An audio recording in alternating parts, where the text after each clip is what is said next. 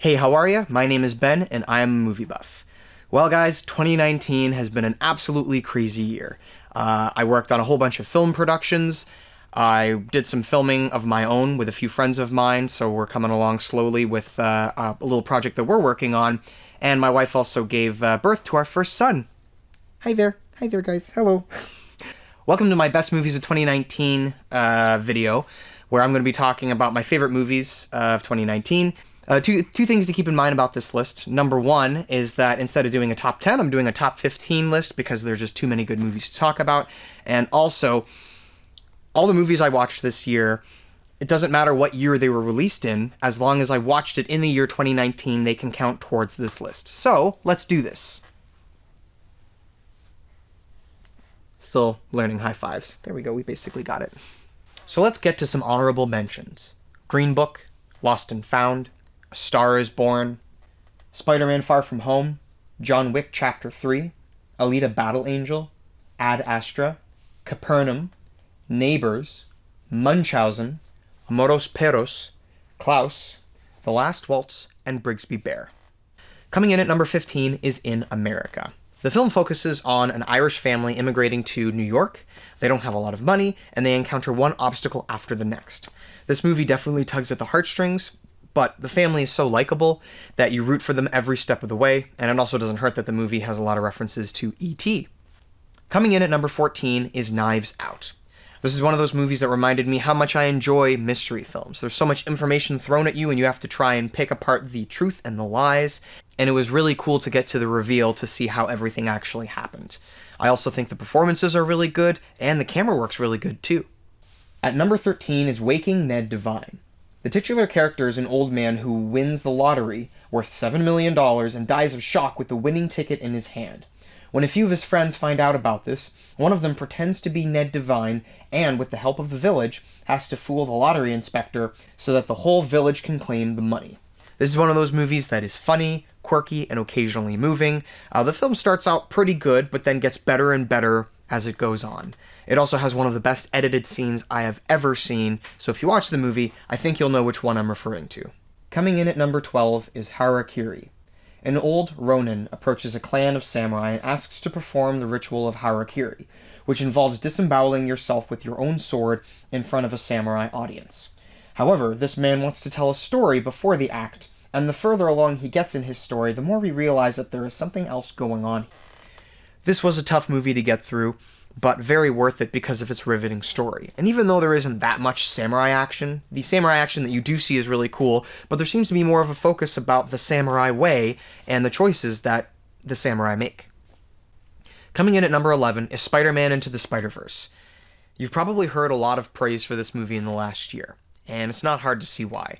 It's a very fun movie, it's creative, I love this idea of all these different Spider-Man and women coming together to have to team up and save the day. It's just a very enjoyable movie. Number 10 is Lion. This movie stars Dev Patel as a young man who is trying to find his family. As a child, he was accidentally separated from his family and then adopted by an Australian couple.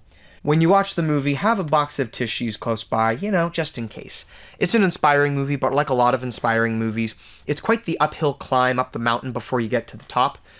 And while I think the whole movie is good, the first half that deals with Dev Patel as a child who's been separated from his family and is trying to survive out on his own, for me, was the most simple but also the most effective.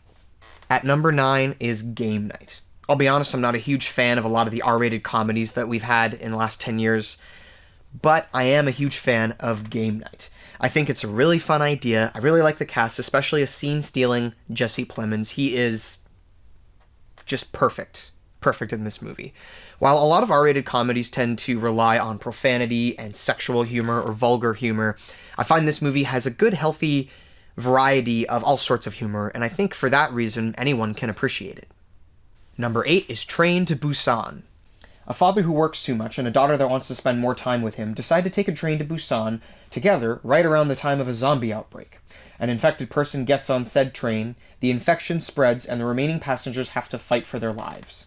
Last year, A Quiet Place was the most intense movie that I saw in 2018. For 2019, that honor goes to Train to Busan. This movie has a really good story, it has really good characters, and it also is just a very pulse-pounding, intense, exciting zombie movie. One of the difficulties about having a movie on a train is that there's not as much space to work with. So you feel like the filmmakers would be kind of limited in what they can do, but they get really imaginative and really creative with all the different action scenes and chase scenes involving the space of a train, and I think they did a great job with it. Coming in at number 7 is Toy Story 4. If you were to ask me to pick a film series of just 4 films that ranged in quality from very good to amazing, it would be the Toy Story series. Toy Story 4 is really good.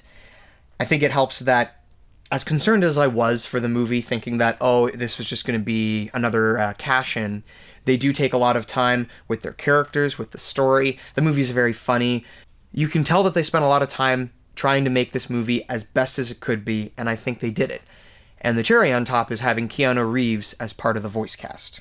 Coming in at number 6 is Us.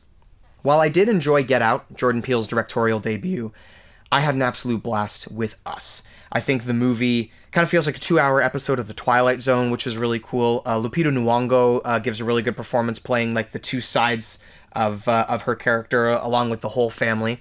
The movie has one scene of suspense after the next, along with really well integrated humor. And I think the movie also has my favorite score of 2019. Coming in at number 5 is Parasite.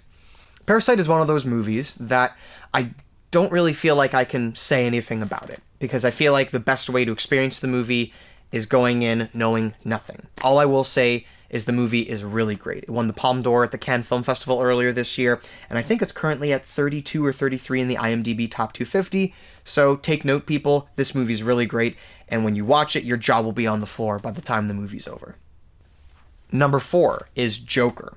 Easily one of the most horrifying films I've seen in a long time that wasn't a traditional horror movie. It was the descent into madness that is just so unsettling. And Joaquin Phoenix gives the best performance of his career. I felt for him. He was absolutely mesmerizing. I don't know if he's going to win the Oscar for acting in a few months, but I'm rooting for him that he does. Number 3 is Paddington 2. A few years ago, I saw the trailer for the first Paddington movie, which looked like every other movie that involves a CGI talking animal interacting with humans, and I kind of passed it off. I wasn't interested. Years later, Paddington 2 comes out, and everyone is losing their minds over it, praising it for being such a great film. So I kind of took notice, and I went back to watch the first Paddington movie, which I was wrong, it is quite good. And then I went to see Paddington 2. And you know what? Paddington 2 is one of those rare sequels that is better than the original. The movie is funny, it's imaginative, it's heartwarming, it's colorful, it's everything you want out of a family-friendly movie and more. If you're a parent wondering, I'd like to find a good family-friendly movie that I can enjoy but also the kids can enjoy, look no further than Paddington 1, and especially Paddington 2. At number 2 is Once Upon a Time in Hollywood. When I first heard that Tarantino was making a movie about the Charles Manson murders, I wasn't exactly too sure what to expect. But once you go through the movie, which obviously it's an amazing movie, once you get to the last 15-20 minutes, you start getting an idea of what the whole point of this movie is.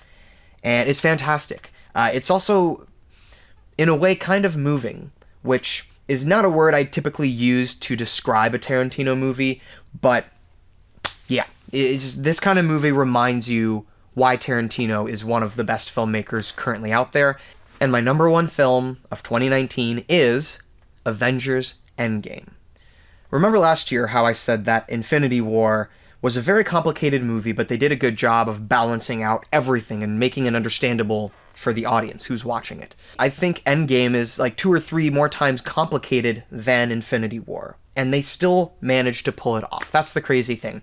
This movie has to wrap up, conclude the Infinity Saga, the Infinity War saga, and you have all of these movies that have introduced all sorts of characters and plot lines and Infinity Stones and whatnot, and this one movie has to wrap everything up well. And I heard a critic describe the movie by saying, there were 14,605 ways to make this movie, and only one way was the right way. And they did it the right way. This movie is amazing, possibly my favorite of the MCU, and I think the movie's not perfect. It does have a few little issues here and there, but I love the first hour of the movie. I love the build-up, the setup of kind of what's going to happen, and then I also love the last hour of the movie, which to me, once again, is kind of is movie magic. It kind of reminded me what it was like watching Return of the King in theaters and seeing just these big, gigantic events happening and just marveling at the fact that a movie like this was made, and it's not just good, it's great. So Endgame, for me, really did the impossible. They made the movie the right way, and I've seen it a few times now, and I can't wait to revisit it in the future, so way to go, Russo brothers. You did it. Thank you so much for watching this video, guys. Please be sure to like and comment on this video. If you have some of your favorite movies of 2019, please share them below. And subscribe to the channel if you haven't already, and I'll see you in the next one. As long as you're quiet. I got him this shirt. What's up? Peace out. It's your boy Adam. We're chilling here.